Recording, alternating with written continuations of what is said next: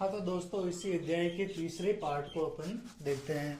देखें, अग्रिमे दिने अगले दिन सह आरक्षी वह आरक्षी, आरक्षी मतलब पुलिस वाले चोराभियोगे तम न्यायालयम नीतवान, चोरी के आरोप में यानी चोरी के अभाव में उसे न्यायालय ले जाते हैं, मतलब अदालत ले जाते हैं। किसको लेके जाते हैं? उस अतिथि को। न्यायाधीशो बकिम चंद्र उभाभ्याम पृथक विवरणम श्रुतवान। श्रुतवान का मतलब क्या होता है? सुनना। और उभाभ्याम मतलब उन दोनों से, यानी कि न्यायाधीश बकिम चंद्र उन दोनों से अलग अलग बातें सुनते हैं, मतलब दोनों की अलग अलग तरीके से बातें सुनते हैं, दोनों की बातें सुनते हैं। सर्वम व्रतम वगत्य सतम निर्दोषम अमनियत, वह सारी बात सुनकर वह उस तम मतलब उस अतिथि को निर्दोष मानते हैं। अतिथि को क्या मानते हैं? निर्दोष मानते हैं। आरक्षिणम च दोष भाज्यम, और उस आरक्षी उस रक्षक को क्या मानते हैं? उस रक्षक को आरोपी मानते हैं। किंतु लेकिन प्रमाणाभावात सह निर्णेतुम न शक्नोति, लेकिन प्रमाण मतलब सबूत के अभाव में वह निर्णय देने में सफल नहीं हो पाते हैं। मतलब जब तक सबूत नहीं है तब तक उसको कैसे मतलब दंड दे, है ना। तो ततो असौ तौ अग्रिमे दिने उपस्थातुम आदिष्टवान, तभी न्यायाधीश उन दोनों को अगले दिन उपस्थित होने के लिए आदेश देते हैं कि अगले दिन आना। अन्येषु तौ न्यायालय स्व पक्षम पुनः स्थापितवन्तो। अन्येद्यु का मतलब क्या होता है? अगले दिन वह दोनों न्यायालय में अपना अपना पक्ष वापिस रखते हैं, वापिस बोलते हैं। तदेव किंचित तत्रत्य कर्मचारी समागत्य, तब ही उसी न्यायालय में स्थित कर्मचारी सामने आता है और निवेदन करता है। किससे करता है निवेदन? न्यायाधीश से। क्या करता है? इत क्रोश द्वयांतराले, यानी क्रोश मतलब कोस, द्वय मतलब दो, यानी कि दो कोस दूर किंचित जन, यानी कोई किसी आदमी को केनापि हत, कोई मार के चला गया, मतलब यहां से 2 कोस दूर कोई आदमी मार के चला गया है। तस्य मृत शरीरम राजमार्गम निक्षा वर्तते, उसका मृत शरीर मतलब मृत शरीर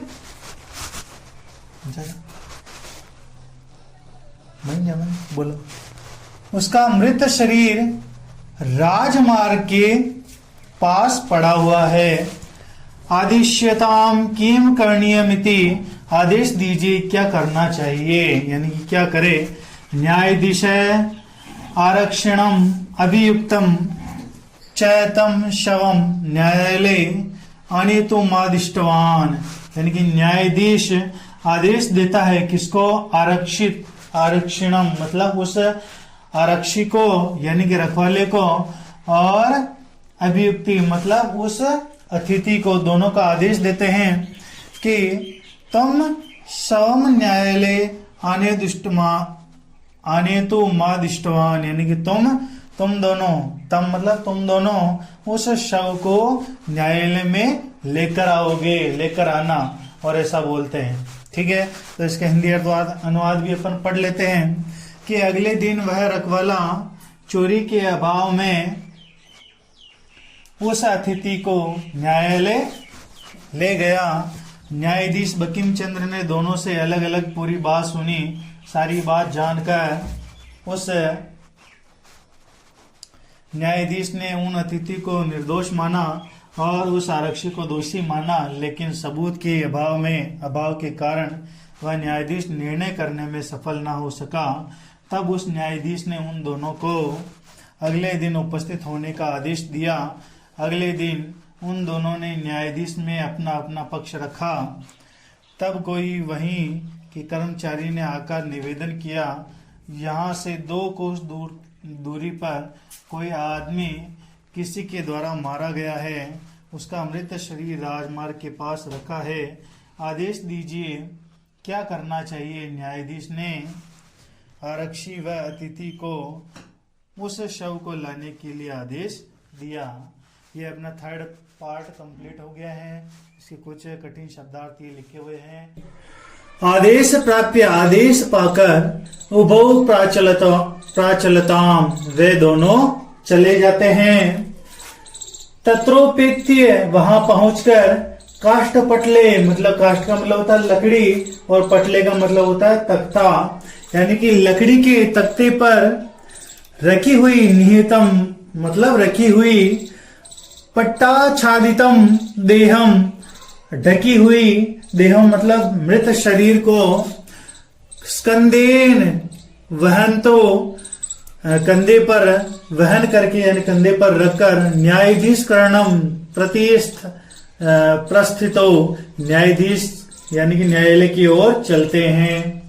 यानी कि इसका हिंदी अर्थ क्या हो गया, वहां पहुंचकर लकड़ी के तख्ते पर रखी हुई, कपड़े से ढका हुआ शरीर को कंधे पर वहन करके कंधे पर लाद कर न्यायाधीश यानी न्यायालय की ओर चलते हैं। आरक्षी सुपुष्ट देहम आसीत, जो आरक्षी था वो तो हष्टपुष्ट शरीर का था, मतलब बहुत बड़ा शरीर का, मतलब पहलवान टाइप में था। अभियुक्तम अतीव कृषकाय, लेकिन जो अभियुक्त था, जिसको दोषी बनाया गया था, जो अतिथि था, वो बहुत ही कृषकाय मतलब बहुत ही दुबला पतला था।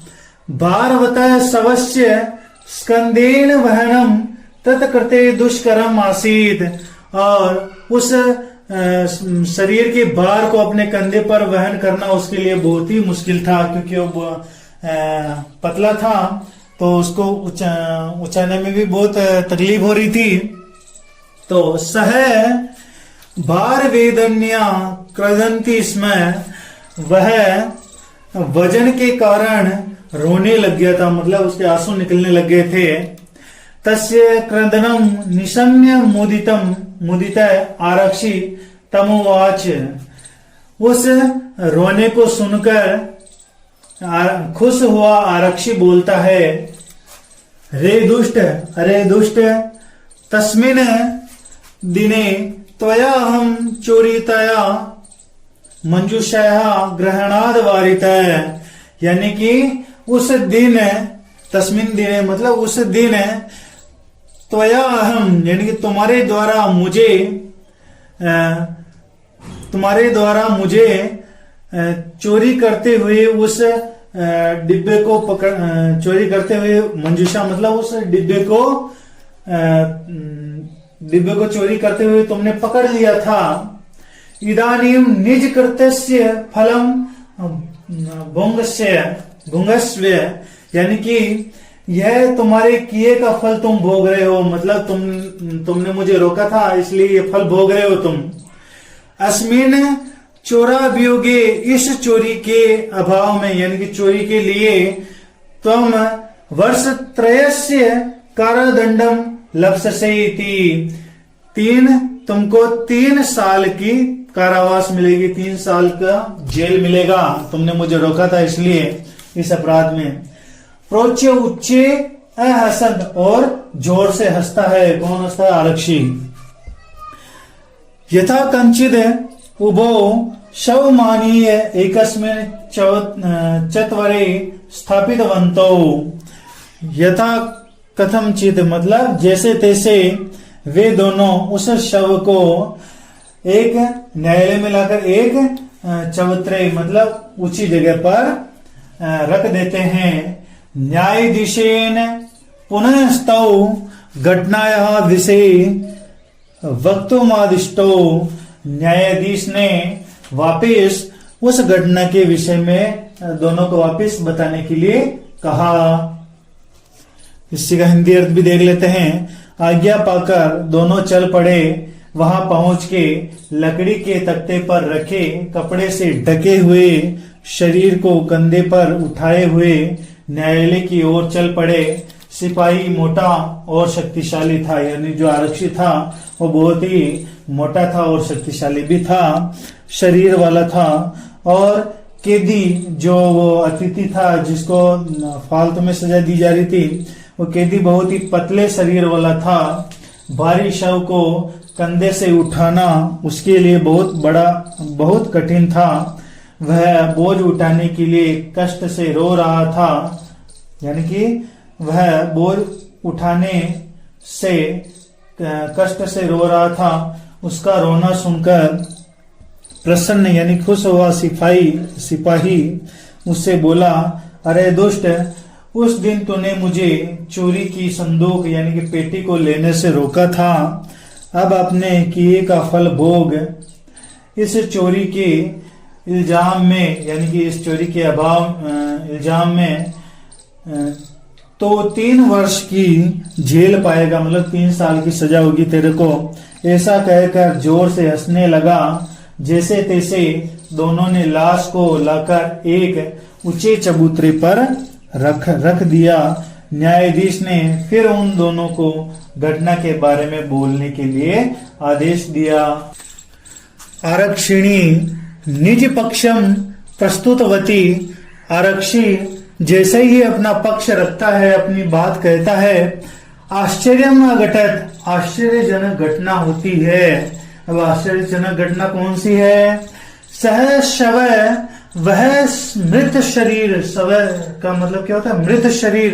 वह मृत शरीर प्रवार कम परस्याड़, मतलब वो कंबल को हटाकर न्यायाधीशम विवाद्य, न्यायाधीश खड़ा होकर न्यायाधीश को क्या करता है?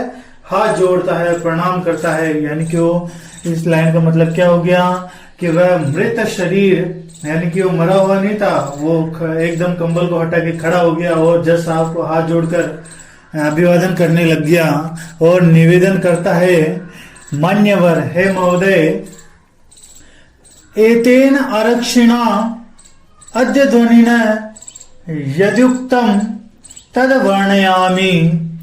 इस आरक्षी ने जैसा रास्ते में कहा वैसा ही वर्णयामि, वैसा ही मैं वर्णन कर रहा हूं, वैसा ही मैं बोल रहा हूं जैसा इसने रास्ते में कहा था।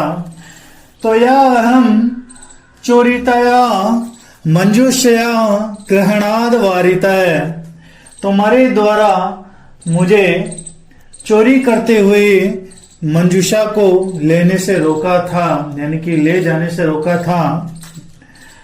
अतः इसलिए निज कृतस्य फलम भोंगस्वे, यानी कि इसलिए अपने किए का फल भोगो। अस्मिन चोरा अभियोगे, इस चोरी के आरोप में तुम वर्ष त्रयस्य, तुम्हें 3 साल की कारादंडम लप्ससे, 3 साल की कारावास की सजा होगी, 3 साल की जेल होगी। न्यायाधीश है, फिर पता चल जाता है न्यायाधीश को कि मतलब सच्चाई क्या है। तो फिर न्यायाधीश क्या करते हैं? न्यायाधीश है आरक्षिणे कारादंड मादिश्य, यानी कि न्यायाधीश आरक्षी को, यानी कि आरक्षी को क्या कारावास देते हैं, मतलब उसको दंड देते हैं, जेल में डाल देते हैं, जेल में डालने का आदेश देते हैं। तम जन्म ससम्मानम मुक्तवान, और उस आदमी को ससम्मान पूर्वक छोड़ देते हैं, यानी कि जो अतिथि था उसको छोड़ देते हैं।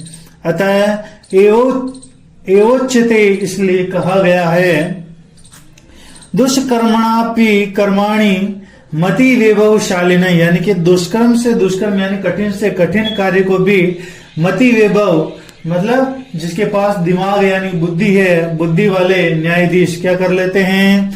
नीति युक्तम समालंब्य लीलियो मतलब खेल खेल में प्रकुर्वते मतलब आसानी से क्या कर देते हैं, हल कर देते हैं। यानी कि मति पूर्वक, यानी कि जो बुद्धिमान व्यक्ति है वो चाहे कितना भी मुश्किल काम क्यों ना हो, खेल खेल में क्या कर लेते हैं, उसको हल कर लेते हैं। तो इसी का हिंदी अर्थ भी देख लेते हैं। सिपाही द्वारा अपने पक्ष को रखने पर आश्चर्यजनक घटना घटी। वह मुर्दा यानी कि शव कंबल ओढ़े गए कपड़े को हटाकर न्यायाधीश को प्रणाम करके बोला, माननीय महोदय, इस सिपाही ने रास्ते में जो कहा था उसको कह रहा हूँ। क्या कहा था? तुम्हारे द्वारा मुझे चोरी की गई बक्से को ले जाने से रोका था, इसलिए अपने किए हुए कर्म का फल भोगो।